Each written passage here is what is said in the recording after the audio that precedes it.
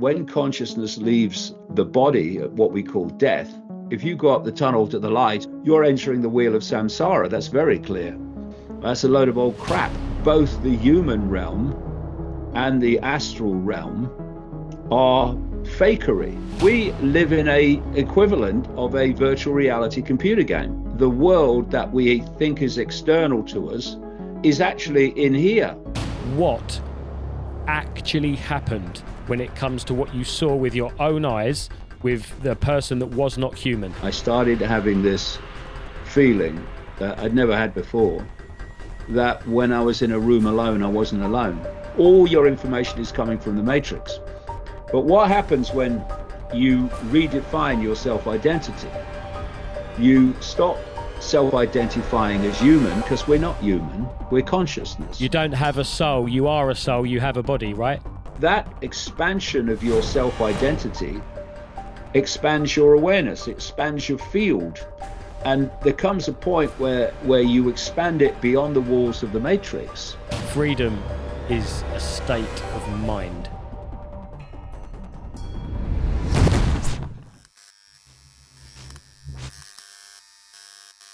Today's guest is legendary. For decades, he stood almost entirely alone in questioning the structures of power, reality, and influence that shape our world. Decades ago, when he first discussed his ideas, they were rejected and dismissed.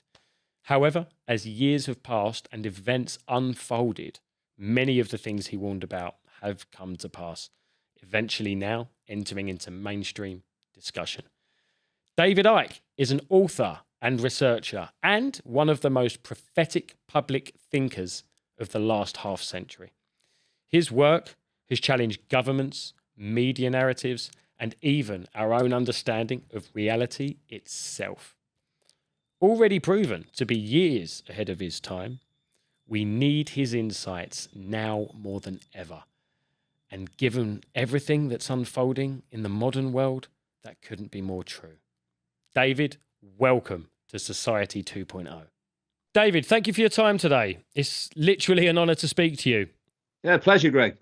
One of the things I wanted to ask you initially, in today's world, most of the things that you've spoken about decades ago have been proven correct or come to pass through the passage of time and the benefit of hindsight. When you reflect on that journey, from that Wogan appearance to the recognition that you now are fully deserving of, what emotions come up, and do you feel vindicated today? Well, kind of vindicated in terms of what I said was the plan for humanity has turned out to be the plan for humanity. But sad that wasn't really the idea. The idea was to alert enough people to head it off. But, you know, we also have to look in context at where people are today compared with where they were when I started out. Yeah. In 1990, I couldn't fill a phone box with interest.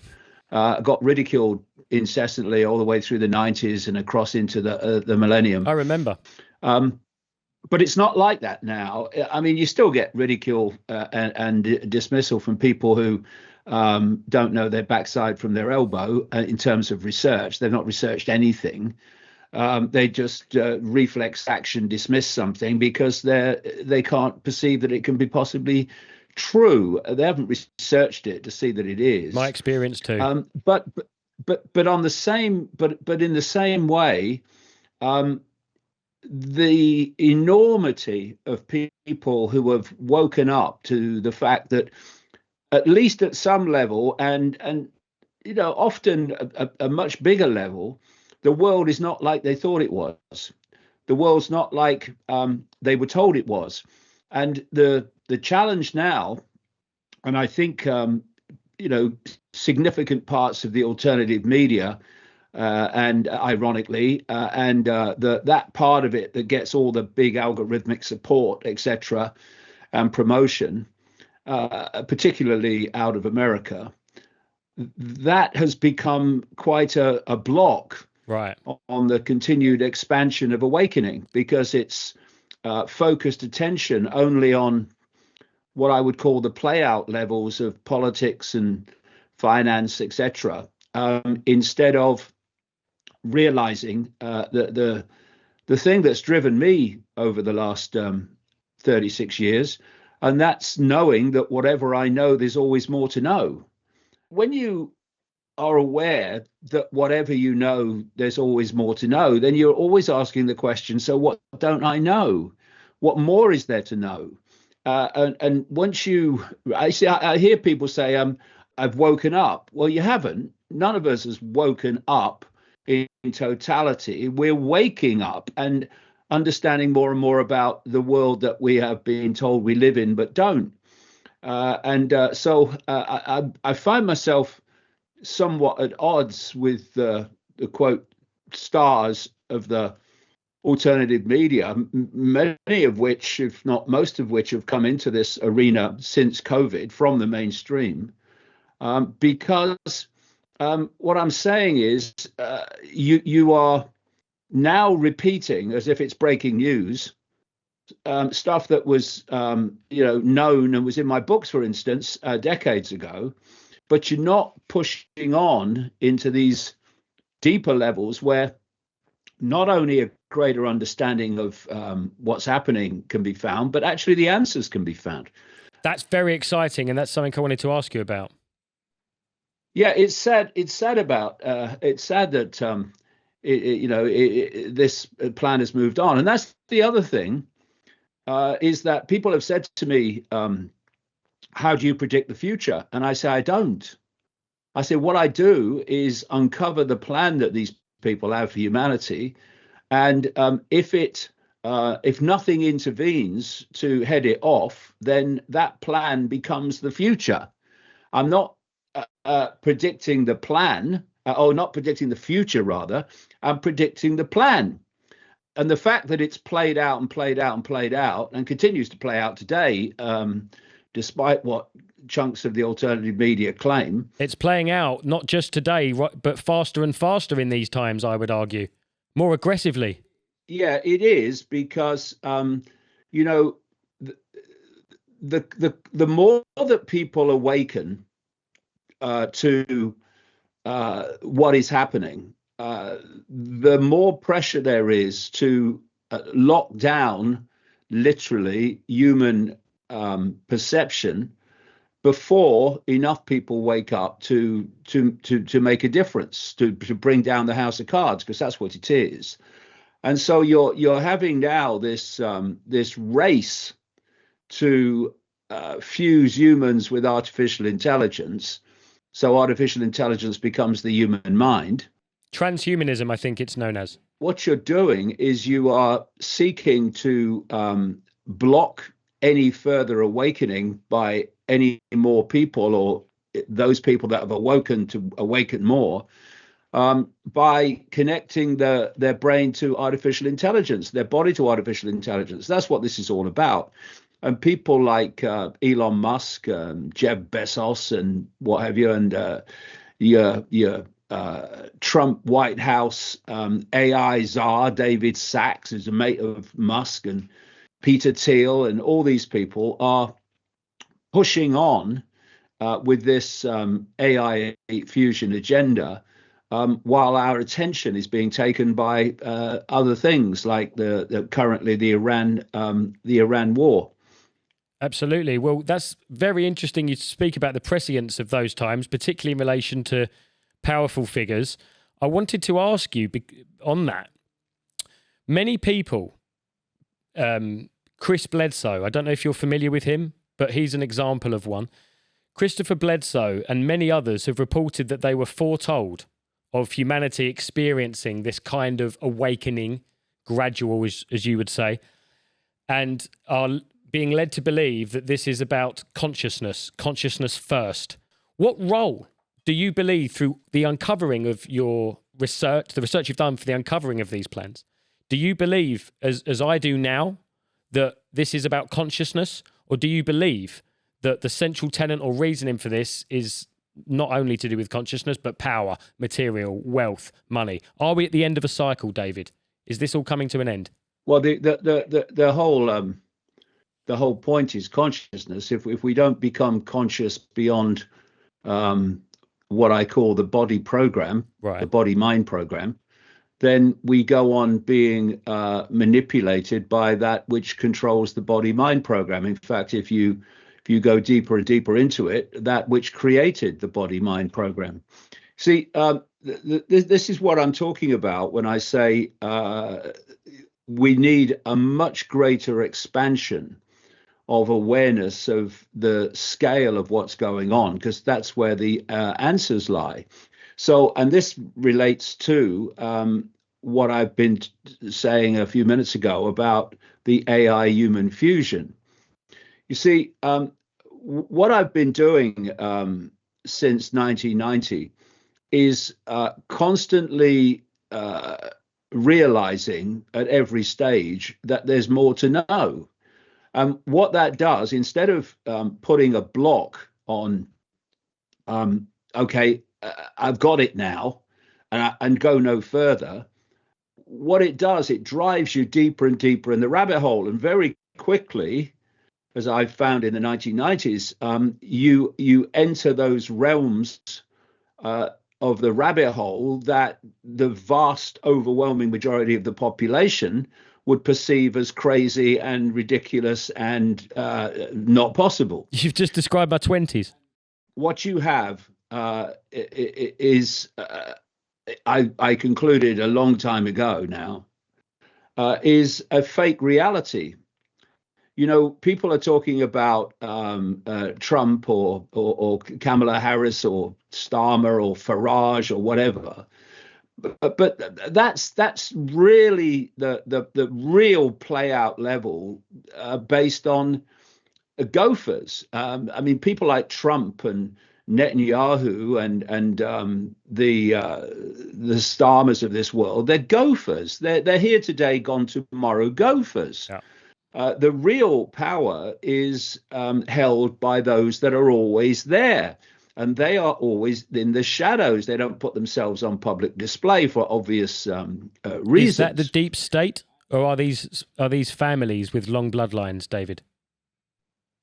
Well, they do run in bloodlines for a particular reason, But if I can just talk about this this whole relationship that we have with this fake reality, like I say, the overwhelming majority of the alternative media is looking at politics and finance and Silicon Valley and media and World Health Organization, all of which need to be looked at and investigated, and I have done that. But it's the myopia compared with what's actually going on. So I concluded around the turn of the millennium, live in a equivalent of a virtual reality computer game.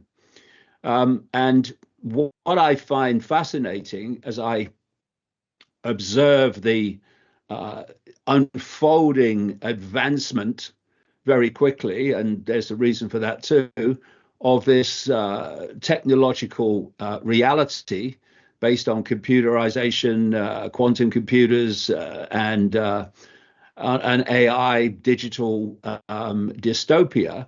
I see that this is a technological expression, version of how we actually interact with reality itself, the reality that we think is real. Right. So if you look at, and it's good to get this out of the way to set the scene. If you look at the relationship between a computer like the one in front of me and Wi-Fi, it's the same relationship, the same dynamic as we have between humans and this matrix simulation. Wow. It's an information field or fields, and it's interactive. It's affecting us, and we can affect it by awakening from the program that I'm going to come to. So you have this Wi-Fi field, and if you look around and look into the room, I mean, there's not Wi-Fi here, but if there was, you wouldn't be able to see it. And if you said to people that in this room is a Wi-Fi field or a field of radiation carrying information, and if you get a piece of technology, you can decode that information and put it on a screen in a totally different form. If you said that to people who knew nothing about Wi-Fi or computers, they'd say you were crazy. Yeah, of course. They'd say you were mad. What are you talking about? I can't see anything. Where is this field, this Wi-Fi you talk about? But because people now know about computers and Wi-Fi, you say that to them now and they go, oh, yeah, I know about that. Everybody knows about Wi-Fi and computers. And the only difference between you're mad and everyone knows that is knowledge. Mm-hmm. And so if you can suppress knowledge, and that's the whole point of controlling human perception, thus behavior, then you can get people to dismiss how they're being controlled by the perception that it's not possible to do what you're saying they're doing.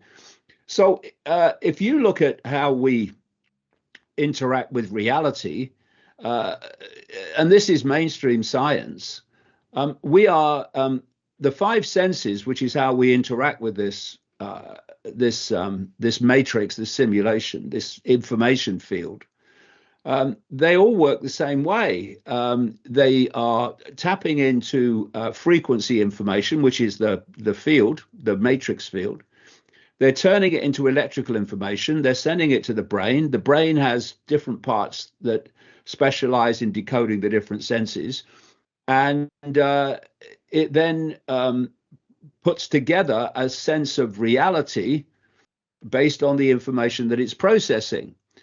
And what that means is, the world that it creates is not physical, because as quantum physics has shown, there is no physical. It's holographic and it's all illusory. So illusory that from what I've just described, the world that we think is external to us is actually in here.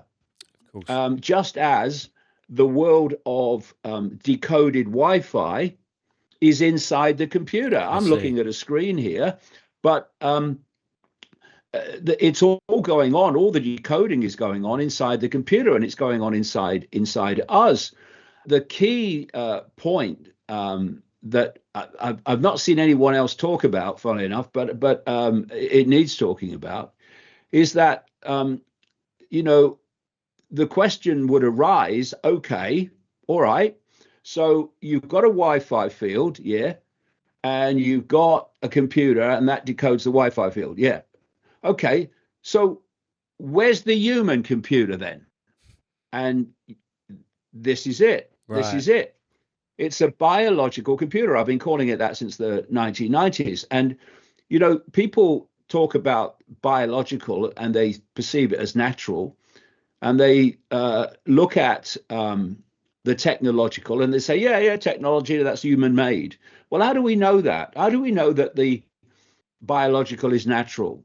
Unless we have something without question natural to compare it with. Well, we don't have that. And from what I've seen very clearly over the years, this, what I call global cult behind human events, does not see biological as natural. It sees it as a very advanced form of technology.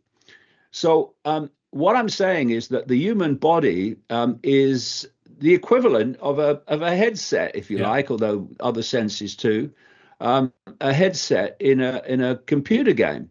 You put the headset on, and you only got to go onto YouTube or a video platform, and you'll see these compilations of people who put a headset on. They're in a room that's perfectly, a normal situation for them.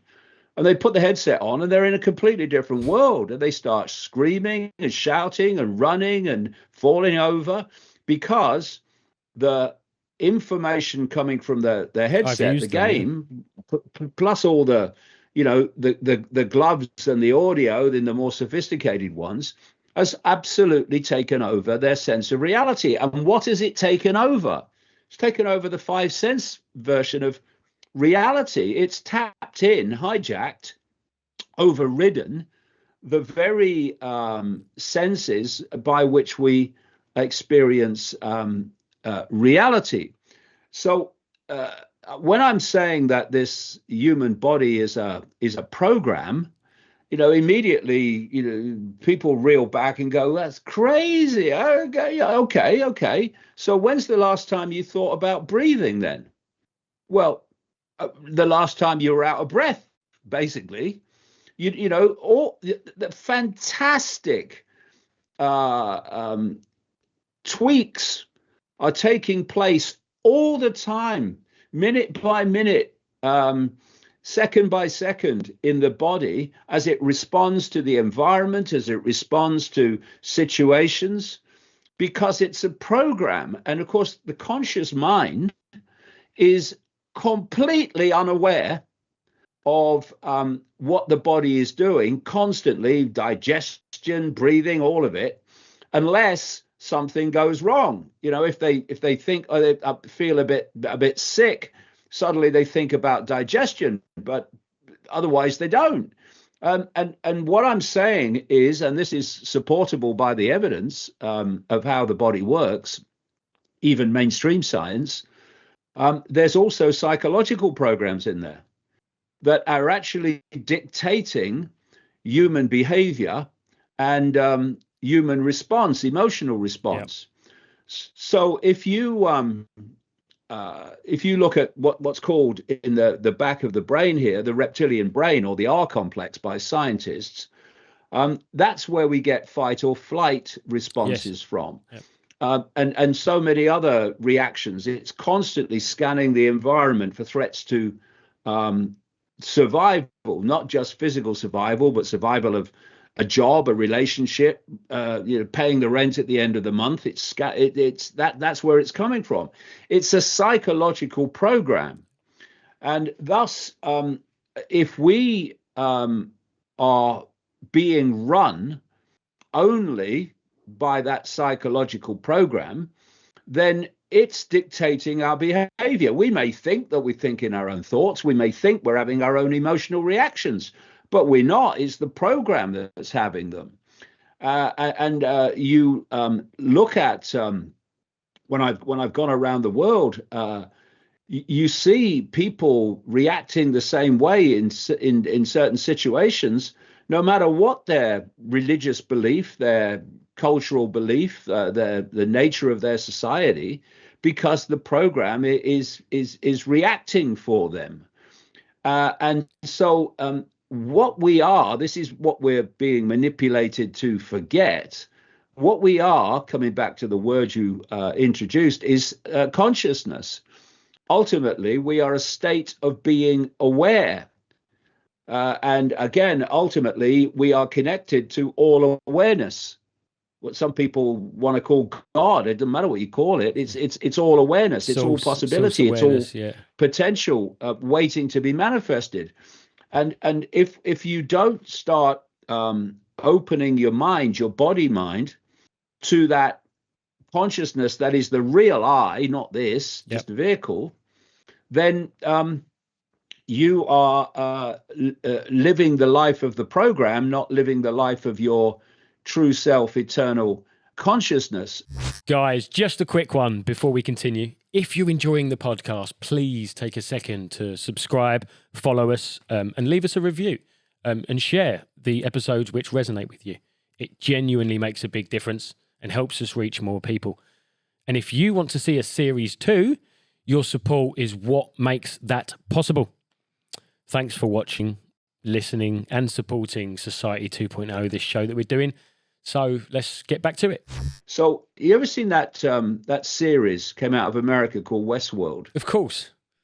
Yes. If you look at the so-called hosts that appeared to be human but were actually technological programs, they're seeking to become conscious. Yeah. Because while they think they are making their own decisions and thinking their own thoughts, they are actually thinking what the program tells them to think. Of course. And so if you, like I say, are just following the program and not tapping into your greater consciousness, the program's running your life, and you can experience this if you take a step back, just sit quietly and observe the chatter going through your head, all that constant chatter that goes on. Then you then ask the question, okay, and you can do this. Lots of people do it. Every day You I observe the meditate. chatter. I know exactly what you're saying. Yes. Yeah, or you do what I do. I don't meditate, but I just sit quietly and ponder. And what you're doing is you're observing the program.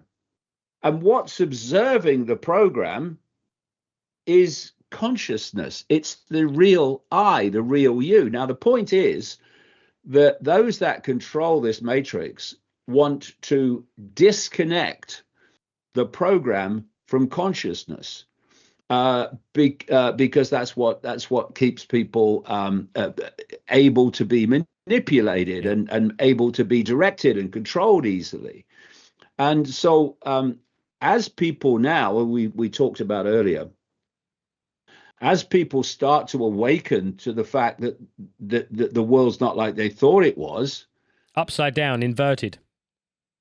Yeah, they're starting to move into a wider perception of consciousness. I mean, there's a long way to go, but the process has started, and that's the last thing that these manipulators want. So, therefore, what would be the best way to have ongoing control than to fuse humans with artificial intelligence, so that artificial intelligence is doing the thinking and doing the emotional reaction? Because once you have that connection between artificial intelligence and the human body, any perception, any questioning of what is this place, who am I, who's running the world, and to what end, would not be asked by artificial intelligence, which would be controlled by these manipulators. And so you've basically got an ongoing situation where you are keeping the body program, the body mind, from connecting with expanded awareness, and that's what's happening. And we're in the process of seeing a vast global electromagnetic field being created, through which these basically hive mind perceptions, where everyone starts to think the same, are to be channeled. They are being channeled. It's happening now. So if you look at the emergence of 4G, now 5G, and now 6G is not far away, and 6G is the massive turning point because of what it will be able to do. And then you look at these low orbit satellites, thousands and thousands of them, getting more all the time, being put up there overwhelmingly by Elon Musk's company, although he's only a front man, SpaceX, and now more and more by Jeff Bezos and his low orbit satellite company. You are seeing this electromagnetic field being created, through which humans will be told what to think. I've heard it referred to as a grid. What they want to do with this technological addition is to make that collective control, collective thought, perception even more extreme than it already is. There's that would make a lot of sense with what you're saying and the way that we're seeing both technology and culture unfold before us. And you've touched on an awful lot there that I wish we had more time to dwell on. There's actually, within the context of our human bodies as computers or hardware, there's genetic information which would suggest that we're not completely natural or organic. The telomere gene is a great example of that. It's been artificially capped, and we know no reason how it's been manipulated, but the evidence is there. Our telomere gene, or the telomeres on those genes, I believe it is, they cap our lives to 120 years, and no one knows how that cap was formed. And that some people point to that as good examples of the evidence that what is organic, like you say, what is natural. There's an area of science, proper science, much of it isn't, because to be a proper scientist, you need an open mind, and orthodox science doesn't have that. I was going to say, but to be qualified, you need to have a closed one, right? Yeah, so there's an area of science, an emerging area of science. It's called the electric universe. Yes. And with very, very good evidence, it's saying that the universe is a vast electromagnetic system, which would fit perfectly with the matrix simulation explanation. Now, so if you look at for instance, the ley line system, yes, of Earth, these electromagnetic lines of force, and where many of these lines cross, that's where the ancients put their big centers of worship, like Stonehenge, etc. Yep. Then what that ley line system is merely the Earth's extension or expression of that universal system. What they're saying in the electric universe is that all the planets and all the stars are actually nodes on this electrical system. Now, how does the brain process information into a sense of reality, into a sense of perception, electrically and electromagnetically? Absolutely. How does it communicate with the rest of the body, and the body communicate with the brain electrically and electromagnetically? There's something in that. So you can see it's Have you heard of Thomas Townsend Brown from the 30s, the 20s and 30s, and electrogravitics that he mastered? Thomas Townsend Brown created flying vehicles in a field of science called electrogravitics, and it was put into a black box, dark black project in the 50s. Please read about Thomas Townsend Brown. His work is evidence of what you just said about the electrical nature of an electromagnetic universe.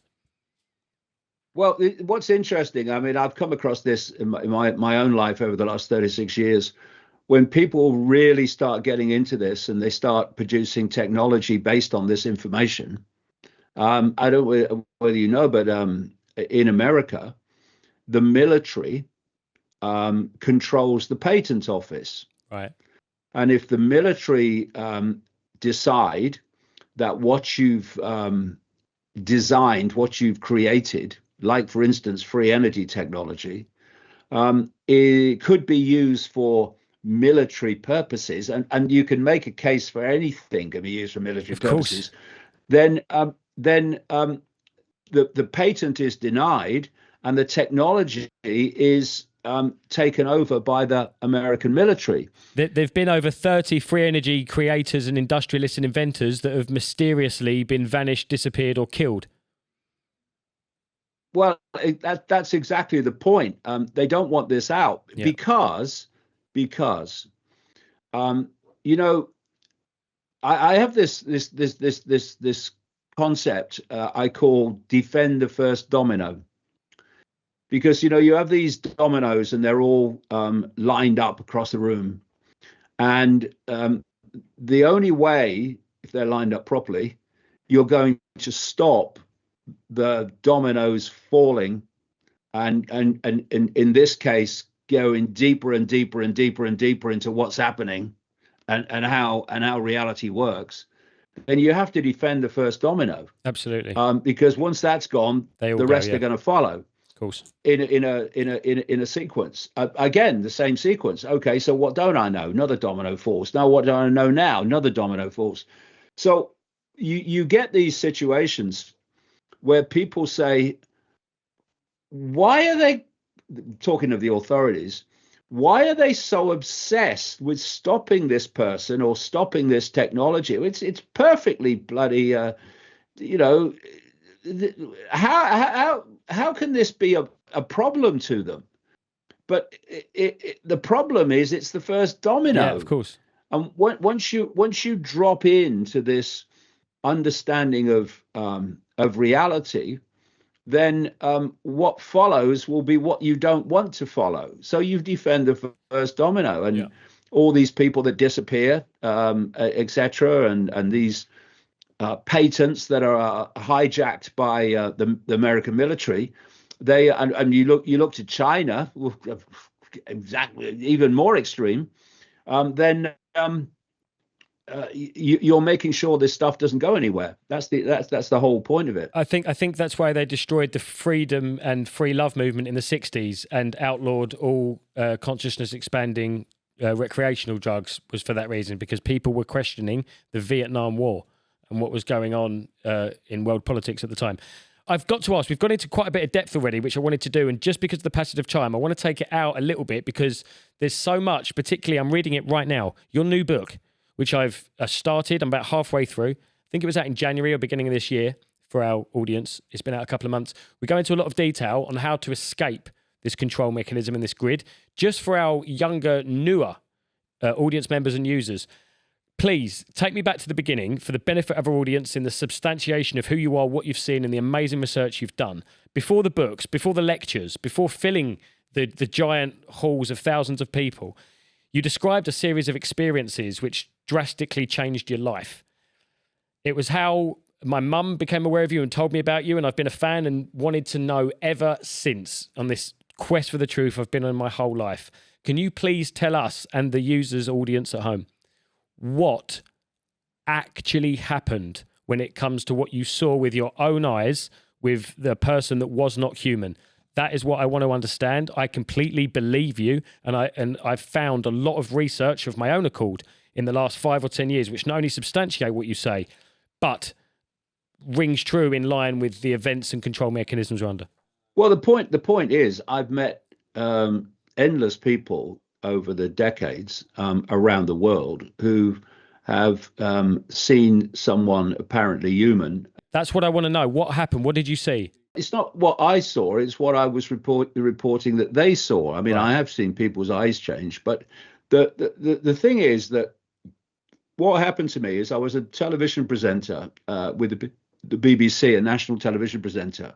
Yeah, this is what I want to know. Where did it come from? What started this? You were a successful broadcaster, former footballer. What was the origin? What happened? It was 1989, and in early 1989, I started having this feeling that I'd never had before, that when I was in a room alone, I wasn't alone. Wow. And this continued all the way through. Out of nowhere, you just started feeling it. There wasn't an event or trauma first? No. It just started, you know. Wow. I mean, it's like you were in a room and you felt there was a presence there, which Wow. I'd never felt before. And it got more and more extreme through 1989 and into 1990. And then I had an experience when I was in a newsagent's shop, and this is early-ish 1990. And the atmosphere around me changed, and I heard it wasn't a voice, it was like a strong thought form. It said, "Go and look at the books on the far side." Whoa. Which was like extremely strange, to say the least, and nothing I'd experienced before. So I walk across to the books in a bit of a daze, wondering what the hell is happening. And in among the books was this book called Mind to Mind. It was a woman's face on it, very prominent. And I picked it up and I turned it over, and it said that it was the biography of a professional psychic, a lady called Betty Shine. And so my immediate reaction when I read the blurb was, I wonder if this woman would pick up what's been happening to me for the last year. So I read the book in 24 hours and contacted her. I went to see her, and all I told her was that I had arthritis. It was what finished my football career, and that maybe a kind of hands-on healing kind of stuff might help me. I told her nothing about what was happening to me, nothing. Right. So I went along and went a couple of times, and she did the hands-on healing. We had a nice chat, and then the third time, I was sitting in a front room on this medical type bench, and I felt like a spider's web on my face, which I'd read about in a book, which kind of took me aback. You don't usually, feel like a spider's web on your face No, of like I course not. It felt must have been scary. Yeah. And of course, it was electromagnetism. That's what it was. And when other dimensions are trying to lock into you, you can feel like electromagnetic field. That's why the atmosphere changed around me in the newsagent shop. The electromagnetic field changed. So anyway, I didn't say anything. I thought, "Ooh, this was in her book," and then a very short time, just a few seconds later, she launches her head back and says, "My God, this is powerful. I've got to close my eyes for this one." And then she went on to tell me that this figure in her mind was telling her to tell me that I was going to go out on a world stage and reveal great secrets, and lots of other things, which have all turned out to be true. Yeah. And so then I went the following week, and I got some more stuff. So when you're told, when you're a sports presenter with the BBC, that you're going to go out on a world stage and reveal great secrets, it's like, what are you talking about? Yeah, of course. But something within me felt I got to go with this. And funnily enough, just after that, a matter of weeks after that, I didn't have the contract renewed with the BBC, which was a bit kind of strange at the time, but I didn't, and so I launched myself on this journey of, if you can call it a journey, of A hero's journey, what David. came through what came through this Betty Shine interaction was that, quote, they were going to lead me to knowledge, and at other times they put knowledge directly into my mind, and I would think, where has that come from? And from the moment I left her front room, that first day it happened, that's what happened. The thing is, it makes perfect sense of the way things work. Yes, it does. It's just that people are led to believe in a rigid normal, what I call the postage stamp consensus, which is what they're taught through the education system and what comes through the media, that holds the population in a myopia of perception and sense of the possible. So you've got religion telling you, all of them, basically, all the major ones, they're telling you that if you start to explore this area of possibility, then you are dabbling in the occult. Yeah. It's the devil. Yeah. And if you are involved in mainstream orthodox science, they tell you that if you go beyond the walls of orthodox science, then you are dabbling in the paranormal and you're a pseudoscientist. In other words, both, and they're both religions, by the way, both religion and orthodox science religion are both defending perceptual walls, basically. I was just going to say that it's a perception prison, yeah. And if you are seeking to understand the world, you have to go beyond them. And when you go beyond them, unless you're extraordinarily naive, you know that the general population is going to laugh and ridicule and dismiss. I found that out the hard way. Did you know that then? But that's what happens. And of course, I knew that then. Yeah, people were saying to me, when you talk about this and that and the other, didn't you know that people are ridicule you? I said, I'd actually work that out. but if you want to know the truth and you want to speak the truth outside of the official truth, then you have to accept that this is going to happen, and you have to be prepared to accept it. I take my hat off to you, because I thought everybody wanted the truth, and I went through being ridiculed for many, many years and criticized and ostracized, and I didn't know that that would happen. So I take my hat off to you for the recognition of that, because I found it as a shock. Can I ask you, do you believe, as I do about you, that something from somewhere has communicated an idea for you to spread that's congruent and in line with you being told you would offer great information to the masses? Or do you feel that these are just things that you have stumbled upon and you're no different from anybody else in that respect? You've just got access. Yeah, no, I've not stumbled upon them. I've not stumbled upon them because the synchronicity and the order in which they have appeared in my life is clearly organized. I'm glad you agree, because that's what I think. Because when I was told in 1990 by the psychic that I was going to go out on the world stage, and they would put information in my mind, and they would lead me to knowledge. It started immediately after that. First of all, in the first 2 years or so, I would come across personal experiences, documents, books, people who you could see as the thing unfolded were handing me pieces in the puzzle. Right. And it's like putting a jigsaw puzzle together. The more pieces you put into place, the quicker you can put the later pieces into place, because the picture is now starting to You see appear. more of the picture, yeah. Yeah. So, and then after about, about 2.5 years, I would gather together this information that was coming in this synchronistic way through many different people and situations.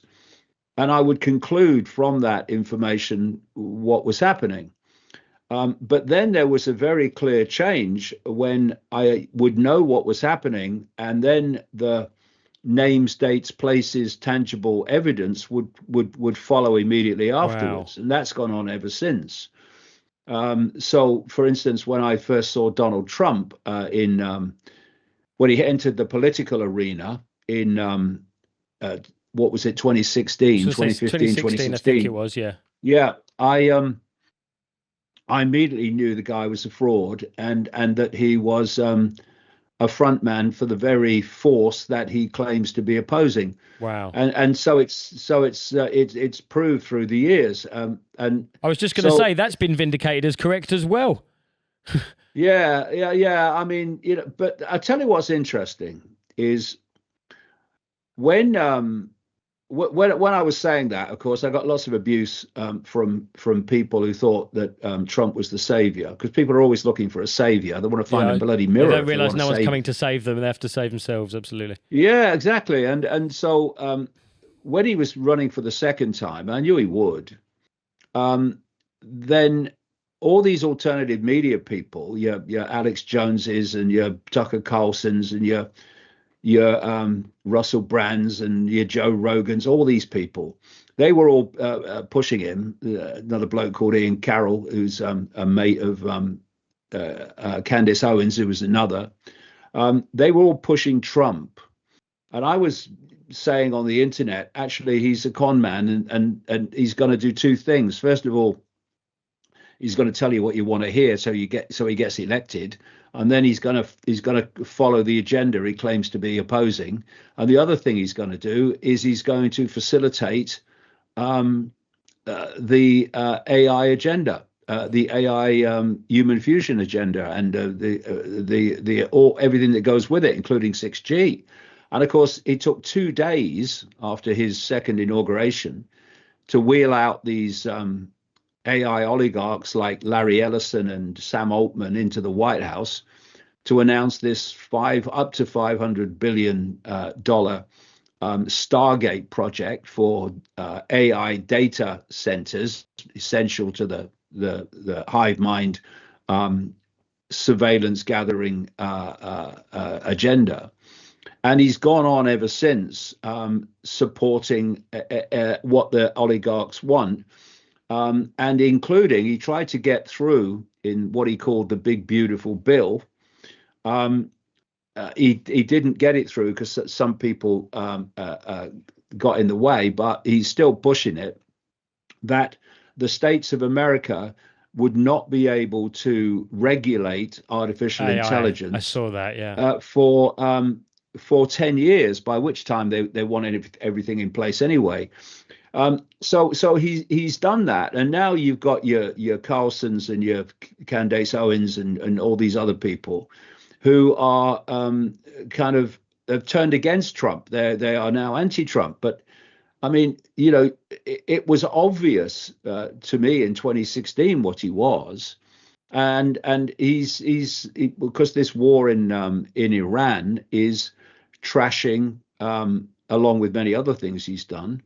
It's trashing the world economy. Now, one of the things I said that he was being put in there to do was to trash the current status quo, because if you have a status quo the way things are, in terms of the way things are run, the economy, the way it's run, then while that status quo is in place, you're not going to be able to replace it with another. But they do want another. They want this far more extreme AI human fusion digital dystopia to be introduced. So to do that, you have to trash the current status quo. And they've done it successively. The First World War, completely manipulated, was there to trash the status quo as the world was before the war. Albert Pike, who was a massive high Freemason in the southern states of America, is said to have written this letter to another global cult operative called Mazzini to describe 3 world wars. Now, the first 2 wars had happened when the letter was, quote, revealed in the 50s. But the Third World War hadn't. But what he was saying about the Third World War is that it would be basically triggered by what he called political Zionism. Now, the letter was written in the latter years of the 19th century. And at that point, what Zionism? But of course, in 1897, the Rothschilds launched the first Zionist conference in Basel, Switzerland. It was supposed to happen in Munich, Germany, but got so much opposition from Jewish people in Germany. Did you say it was launched in Basel? Basel, Switzerland, yeah. Not Baal. Yeah, people call it Basel also. It's spelled twice. It's spelled 2 ways. But Baal is the demonic entity along with Moloch, which is referenced for sacrifice a lot. Yeah, well, yeah, I guess so. But I mean, just think phonetics. Well, exactly. Yeah, that's why I'm asking. Yeah. So anyway, it was Basel, Switzerland, and the Rothschilds launched that whole Zionist movement then, and they couldn't hold it in Munich, Germany, because of so much Jewish opposition, because they were quite happy in Germany. Thank you very much. We don't want to up sticks to what was then Palestine. Some say it still is Palestine. So then, of course, you had the First World War, you had the Second World War, you had the horrors in Germany during the Second World War impacting upon Jewish people. And suddenly people were far more willing to up sticks and head for either the United States or Palestine after the Second World War. And of course, Israel was established in 1948. When you look at these events, they appear to be we're told to believe they are organic, but they're not organic at all. They're all planned and orchestrated in the shadows. So if you're talking about, for instance, the the situation with Zionism, you had the 1897 first Zionist Congress in Basel, Switzerland, orchestrated by the Rothschilds. Then you had the First World War, and after the First World War, you had the Versailles Peace Conference. And as I've documented in my books, the world leaders of Russia and Britain and America, etc., they were all closely advised by Zionists, and they imposed reparations on Germany that were unpayable. And you had the Treaty of Weimar Versailles Republic. is what caused the Second World War, of course. Yeah, you had the Versailles Peace Conference doing that, and then you had the Weimar Republic following in Germany, and of course that crashed because it just couldn't economically survive the reparations on purpose. And in came Adolf Hitler, and as they say, the rest is history. And what's happening is that they have a status quo, and then they trash the status quo and create another status quo. That's what happened after the First World War. They then crash that status quo and have another status quo, and that's what's happening now with Trump. The whole idea of a Jewish homeland in what was Palestine was orchestrated again by the Rothschilds, because during the Second World War and in the run-up to it, there was a Rothschild-funded, created secret society based in London called the Round Table. And the first head of it was a bloke called Cecil Rhodes, who plundered Southern Africa for the Rothschilds in terms of gold and diamonds. And the Oppenheimers that are famous in South Africa for this stuff are Rothschild lackeys, basically. And so in 1917, you had the so-called Balfour Declaration. And that term, the Balfour Declaration, which said the British Empire, the British government, supported a homeland for Jewish people in Palestine. You think that it was a declaration that this guy, who was the foreign secretary at the time, Lord Arthur Balfour, stood up and declared, but it wasn't. It was a letter, and it was a letter written by Lord Balfour to a bloke called Lord Rothschild, who was the funder of the Round Table. And Lord Arthur Balfour was an inner circle member of the Round Table. So the British government declaration that they supported a homeland for Jewish people in Palestine was from an inner circle member of the Round Table Secret Society to the funder of the Round Table Secret Society. And just by coincidence, nothing to worry about, the Versailles Peace Conference basically handed, and what followed, handed the so-called mandate over Palestine to the British government. And eventually, of course, the British government handed it to what were Jewish terrorists, actually, who bombed Israel into existence in 1948, and the British left. This is the thing, you see. You get people who they say it's the Jews, right? Now, ironically, I've been banned from so many places, currently nearly 30, if not 30 European countries. Should be a badge of honor for you. On the basis of that's what I'm saying, and I'm not saying that. You know, the guy that invited me to speak at a peace rally in Amsterdam, which led to my ban from nearly 30 countries, was a Jewish guy, a friend of mine. And you know, this idea that it's the Jews, it's not. It's a strata of Jewish people, which is Zionism, and as Orthodox Judaistic. It's like having to go at Christians for the Ku Klux Klan. They're just not the same Yeah, people, but the Ku Klux Klan claim to be Christian. Those that say they're Jewish Orthodox, they invariably oppose Zionism, which is nothing more than a political philosophy. Absolutely. You don't have to be Jewish even to be a Zionist, as Joe Biden famously said on one occasion, because he said, "I'm a Zionist," and so you have Christian Zionism and all that stuff. The Christian Zionists are not Zionists, are not Jewish. They're the Christians who believe in the Old Testament version of Israel, and they think it's now God's prophecies are coming to pass when it's actually humans who are making them appear to come to pass.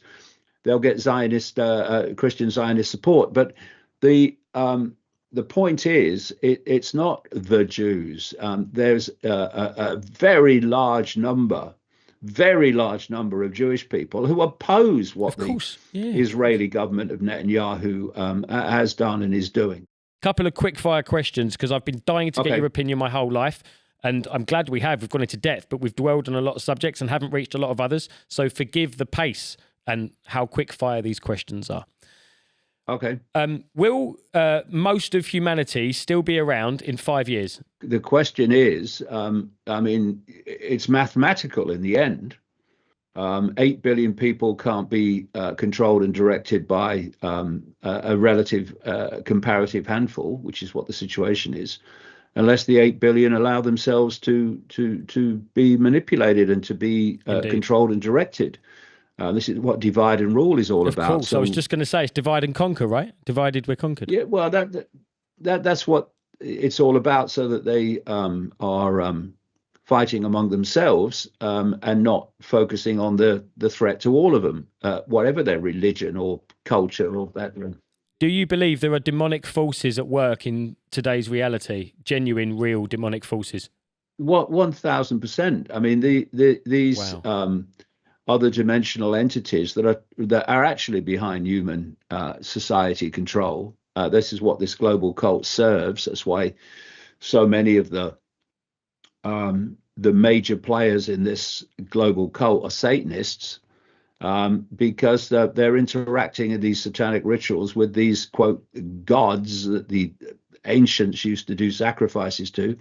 I was just going to say, it goes back to the ancient world, particularly the ceremony at the Large Hadron Collider when it opened. Yeah. So it's demonic. I mean, if you look at what this simulation is, it's a trap. It's a perceptual trap to keep people in servitude and under control. Well, perfectly put. How do we escape that trap, David? I know you've written about it. I don't want to give spoilers for the audience for David's new book, which I'm currently reading, but so they might know the key or keys that are in there. Could you tell us, without giving too much away, what is the secret to escaping this? Well, it's not about giving too much away. I'm very happy to give it. Well, please do then. I know you have a book to sell. That's all. I know. But, well, I've written a book, and if people choose to buy it, then they choose to buy it and read it. Absolutely should. I'm not sort of holding things back for that reason. I want to get as much out there as I can. Well, because the reason I wrote the roadmap was because I saw people, particularly since COVID, beginning to wake up to different aspects of the conspiracy, and I wanted to put a book together that connected all those dots, where people are kind of focused on this dot. Oh yeah, this is my interest, or this is my interest. Another reason why or everything connects. And so then you see the tapestry, then you see the forest, not just the twigs. And it's at the level of the forest that the real understanding takes place. So there's many elements to it, but basically our perception of reality manifests itself as a field of information around us, like an electromagnetic field. It is an electromagnetic field at that level, that relates to our perceptions of reality, both conscious and subconscious. Every time, this is mainstream science, every time we think, every time we have an emotional reaction, we're generating a frequency. People call it vibes. I got good vibes from him, I got bad vibes from them. What it means is you were feeling the energy coming off them. You can't see it. It's outside of what we call visible light, which is this tiny band of frequency that we can actually see, but you can feel it. And so this totality of, if you like, perception, the totality of human thought, perception, and emotional state is vibrating a field of information, a frequency around us. And as we change our perceptions, so that frequency field changes to match that. Now, this matrix, this simulation, is itself a band of frequency. It's a frequency field. And if your perceptions, not least your perceptions of limitation, of self-identity with just being a human, that's who I am, or self-identity with being subject to the impositions of some judgmental God, then those perceptions are vibrating your perceptual field within the field of the matrix. You're in the matrix and of the matrix. And so all your information, all your perceptions of reality from which we form, which are formed from the information we receive, be they personal experiences, 10 o'clock news, Facebook posts, whatever, you are in the world and of the world. Yeah. As all your information is coming from the matrix. But what happens when you redefine your self-identity? You stop self-identifying as human, because we're not human, we're consciousness. We're having a brief human experience. What we call human is this biological computer. You don't have a soul, you are a soul, you have a body, right? Yeah. So what is happening is the focus of attention of our consciousness, which is focused by the body program, keeps you within the matrix, and you are in the world and of the world, if you like. But there's another world, like an infinite world of infinite possibility, beyond this matrix, which is small compared with infinity. Terrible. I mean, really small, like a grain of sand in a desert. And the thing is that your perception of reality becomes your frequency field. So if you perceive yourself to be little me and have no power, myopia, if you perceive yourself to be subordinate to some judgmental God, myopia, then you'll stay within the matrix and your information will come from the matrix. But if you redefine your self-identity from I am human to I am a consciousness, ultimately an infinite state of consciousness that's currently experiencing briefly a life as a human, then that expansion of your self-identity expands your awareness, it expands your field. And there comes a point where you expand it beyond the walls of the matrix. So suddenly you are no longer getting all your perceptions of reality and the way you see things from the limited field on purpose of the matrix. You're starting to tap in to that infinite realm beyond the matrix, and suddenly the world looks very different. That explanation reminds me of the scene in The Matrix where Neo realized what you're saying, and instead of being a victim of bullets, he realized he could stop them. That's like a scene for what you Yeah, just described. well, if you look at the Matrix movies, what happened is the Neo figure um, became aware Yeah, of the true exactly. I, Yeah, the true self, yeah. and suddenly was able to do things that He wasn't of the Matrix anymore. the body self was not able to do. Absolutely. And that was very symbolic of what I'm talking about. So you start to tap in to those levels of awareness, insight, knowing that are beyond the matrix frequency walls. And suddenly the matrix you are in looks extraordinarily different. So people have said to me over the years, why didn't I see it before? When they've started to see it, they've said, well, why couldn't I see it before? It's so bloody obvious now. Yeah, Yeah, because you were there before. Now you're there. Now you can see it. yeah, And the whole point of the control system and the cult created education system, media system, etc., is to control your perception of reality and self yeah. to the And point where limit it. you stay within the walls of the simulation. This is what the AI human fusion is about.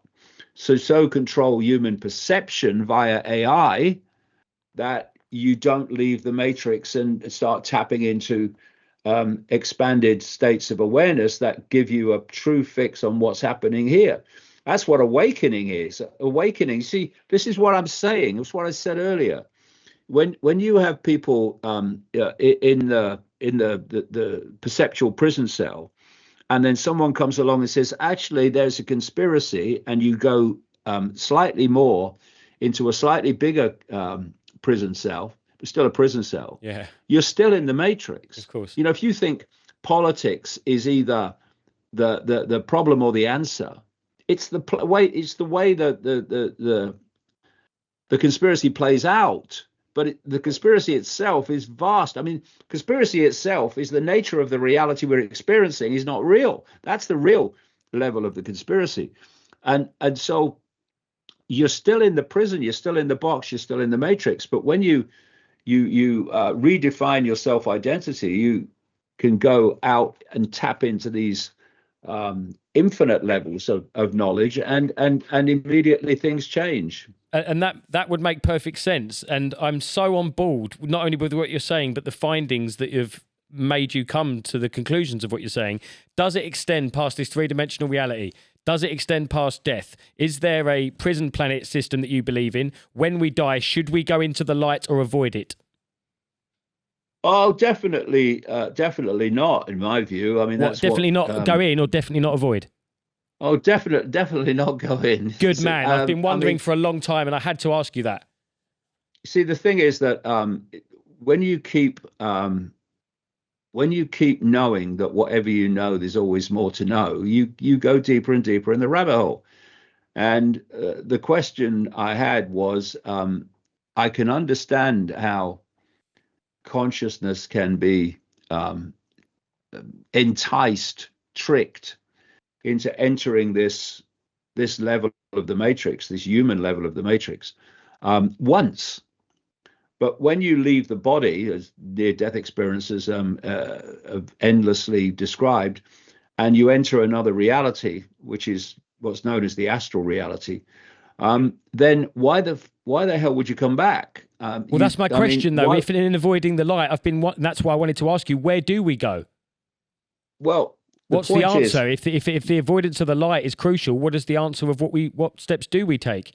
How do we find rest, yeah, but peace, the contentment? point is, it comes back to the same thing. It comes back to self-identity, because there are other levels of this matrix, not just this human level. This astral level is a level of the matrix. And the idea is that when consciousness leaves the body, what we call death, and what is death? It's when the biological computer ceases to function and ceases to deliver this reality, decoded reality to you. then suddenly you find yourself in another reality. This is what death is. The body dies, the consciousness doesn't die. And, the Buddhists have this concept of the wheel of samsara, where you go on this reincarnation wheel in the astral, and you come back, well, symbolic wheel, and then you come back into another body for another life in another situation. And the idea is to persuade consciousness at that level, still trapped in the matrix, that it has to keep coming back to learn lessons to evolve. That's a load of old crap in my view. And so the idea is that, well, basically what you find when you look at this astral level, and I've talked to many people who've experienced it, and near-death experiences galore I've read and watched, and they talk about in a way that you see that the dynamic between humans and authority in this reality is basically repeated in this astral dimension after what we call death. Because what happens is suddenly authority figures, many in various types, appear when you leave the body, and people follow them. And you think we shouldn't, right? We shouldn't follow the authority figures. Absolutely not. We should. I mean, if you go up the tunnel to the light, or you go to the light or whatever, you're entering the wheel of samsara. Exactly, that's very clear. To come back here, and the thing is to realize that both the human realm and the astral realm are fakery. Yeah. It's all fakery. And when you realize and you express yourself as consciousness, a state of infinite awareness, then you're able to and you reject these authority figures, either human or otherwise, telling you what to do. Then that state of being takes you out of the matrix. You don't have to go in this wheel of samsara. But if you swap being intimidated by authority or being led by authority in the human world to being intimidated or led by authority in the astral world, then you enter the wheel of samsara and you come back. You're absolutely right. As above, so below, right? Yeah, absolutely. That's holographics. No, but the same rules would apply. Why would you reject it here and then succumb to it there? Yeah, but that's the thing. And you see, the thing is that if you leave the body and you've been captured by a religious story, no matter which one, and suddenly the hero of your story appears before you and says, "Follow me, I'll take you to the light." Well, I mean, what are we told in the human world? To identify, quote, God with the light. True, and so we're being prepared here for what happens afterwards. Yeah, you're absolutely and we're being prepared afterwards to come back here, and so it goes on round and round and round and round. But it doesn't have to. We can get out of here, but we've got to realize that we're not who they tell us to believe we are. So in the human world, you're just a human. And then when you go into the astral world, you're a, quote, soul, and still subordinate to authority. Wow. I mean, it really, when I've read and watched these endless stories, I mean, hundreds and hundreds and hundreds of them over the years of near-death experiences. Me too. Hundreds. It's extraordinary to see how the out-of-body consciousness is still subordinate to authority and is being told what to believe and told how to perceive reality. Sod that for a game of soldiers. You get out of here, and you can, as long as you know that's who you are and you're not who they tell you are. You've just given new meaning to the phrase freedom is a state of mind. Yeah, freedom You can be free in is prison if you're free in there. yeah, freedom is realizing who you are, Yeah, the true nature of the self. People talk about freedom while sitting in a prison cell, indeed. a prison cell of religious belief, a prison cell of scientific belief, prison cell Limiting beliefs. Yeah. of their perceptions in general. And this is why when I see these major algorithmically supported players in the alternative media who've overwhelmingly come into it since COVID, um, you you see that invariably, not all of them, but invariably they are big religion believers, and therefore their minds are entrapped. It's no good telling everybody else to question everything when you're not questioning your religion. What's the point of that? Yeah, that's a very good point. If you're going to question everything, you've got to start with the stuff which is most sacrosanct to you. I do think the COVID pandemic fraud, and I've got John Looney on the pod saying the same thing, who lived it and breathed it and has spoken to RFK about his knowledge and proof of its fraudulent nature. I do think it did, excuse the phrase, wake a lot of people up. It made them question and go, hold on a minute, in the way that you said earlier, and I would agree with. So many people, when they see it, can't believe they didn't before, because you can't unsee it. I think the COVID nonsense did that to a lot of people. So we do get some disingenuous figures, but I think without COVID, they overplayed their hand, is what I'm trying to say. I think they overplayed their hand. It woke people up. I think it was a hand they had to play for reasons I talk about in the books. They had to play it, and they had to take the consequences of playing it in waking up more people. But just to finish here, you raise a point there about how people started to see it and wondering why they didn't see it before. There's this whole arena of subliminal advertising and subliminal manipulation, because the conscious mind is only part of the mind. The great majority of the mind is subconscious. It's like an iceberg. That's right. Yeah. The conscious is not aware of it.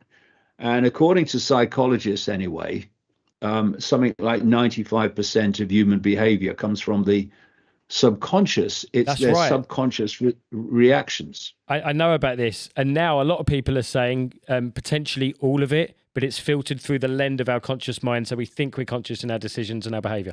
Yeah. So what is going on when people see it and think, well, that was bloody obvious, but they couldn't see it before? If you look at a subliminal advertisement, and I've published some of them in my books over the years. When you look at a subliminal advertisement, a picture, for instance, 95%, that number again, don't see the subliminal.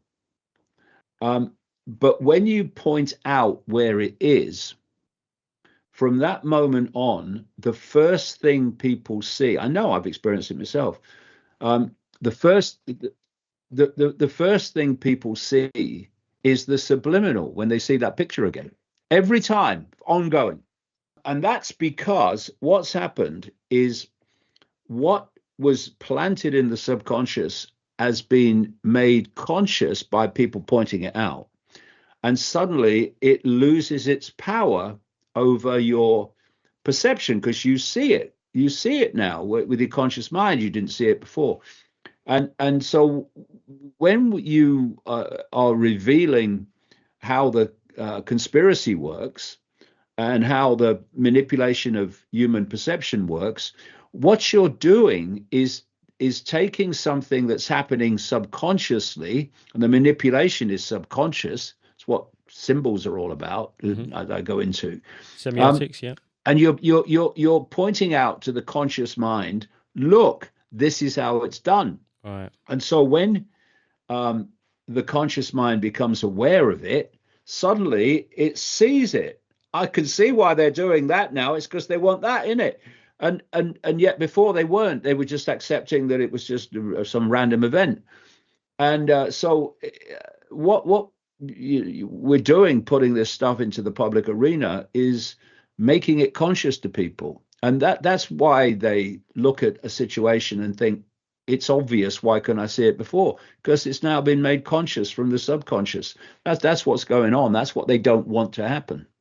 I think that's a very good point, and a wonderful, if you would agree, unless you have anything else to add, a wonderful point at which to end, because what you've actually just said is being played out right now. In 2016, we learned from the Hillary Clinton server emails about things they would point to: Pizzagate, Luciferian worship, Moloch sacrifices.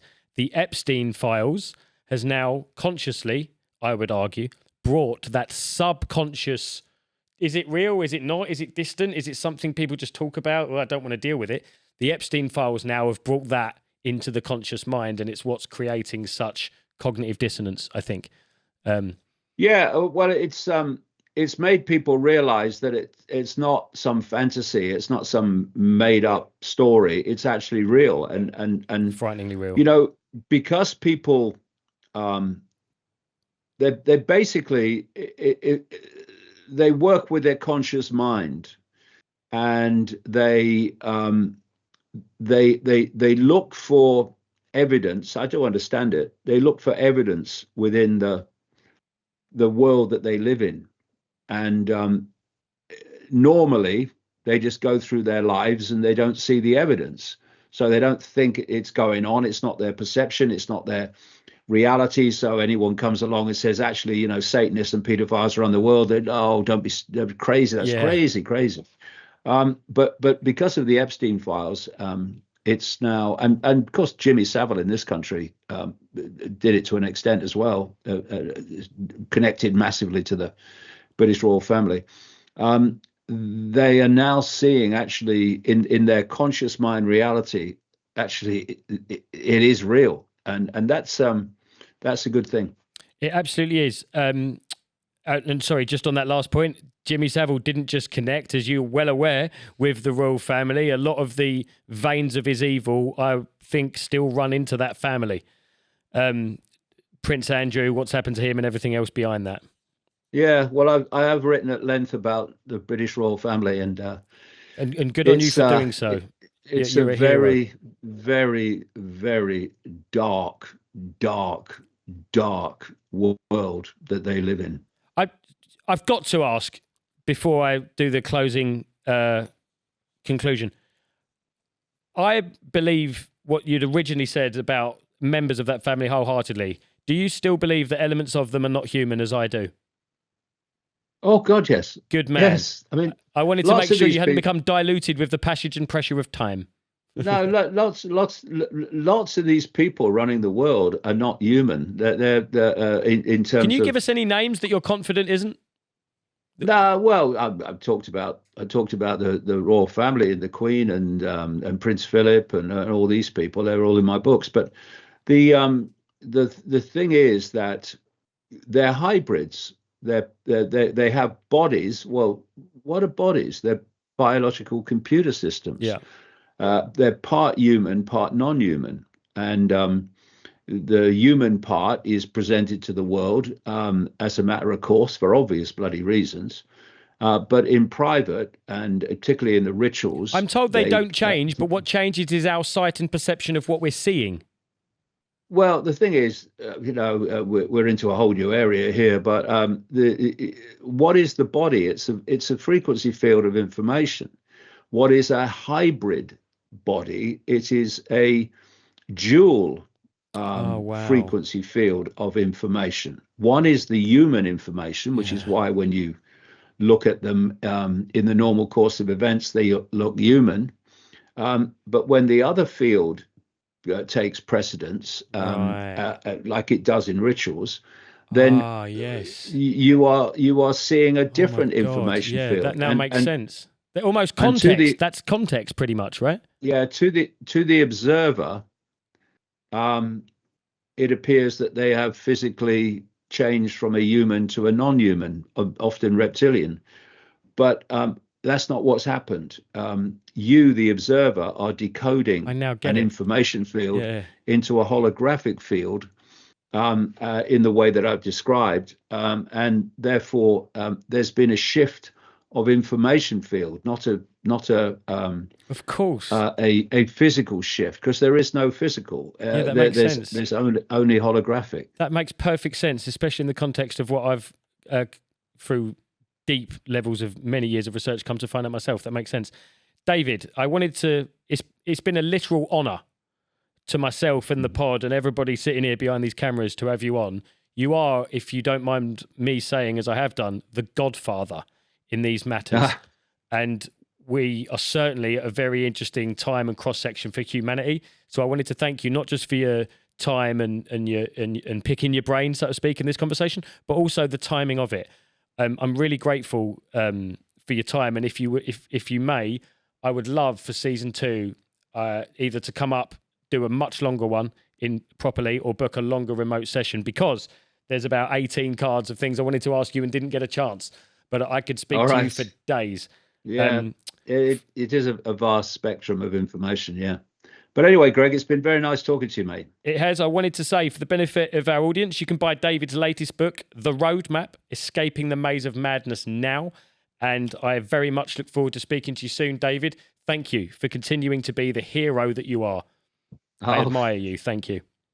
Thank you very much, mate. See ya. Bye. Take care, sir. Bye-bye.